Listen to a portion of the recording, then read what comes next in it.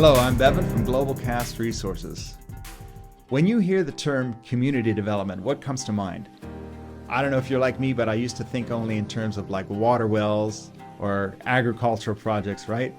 Well, for a moment, let's just set those images aside and try to get in touch with the principles behind community development. There are community development principles that have so much wisdom and gold in it into how to enter communities well. And this is so important because we are always entering communities.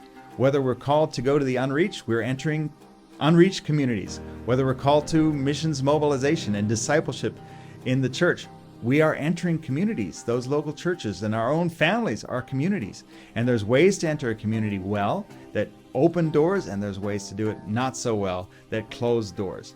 And so community development principles have so much wisdom for how to enter a community in a way that actually empowers, preserves dignity, creates ownership, allows people to discover new methods and even new worldview ideas that bring transformation and blessing to that whole community.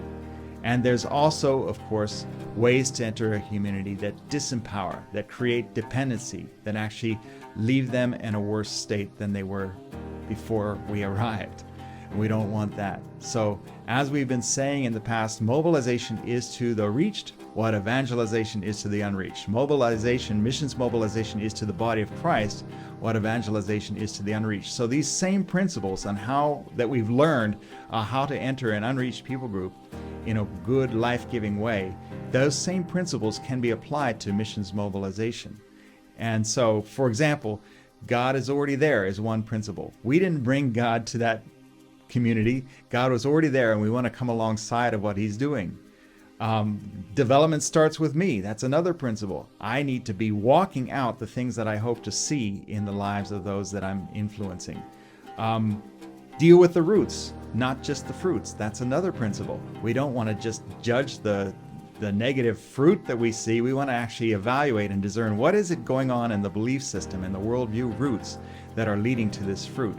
We want to identify a man of peace. We want to go in as learners and servants and storytellers. We want to start small and build slow. We want to actually not do for people what they can and should be doing for themselves. We want to pass the baton. We want to delegate and give people, empower them to take and run with things right near the beginning of the whole project. All of these are community development principles, and you can see we've been applying them among the unreached, but they really have a lot of wisdom and insight into how to actually do missions mobilization as well. So let's think in future videos, unpack some of these principles of how we can apply specific community development principles to missions mobilization.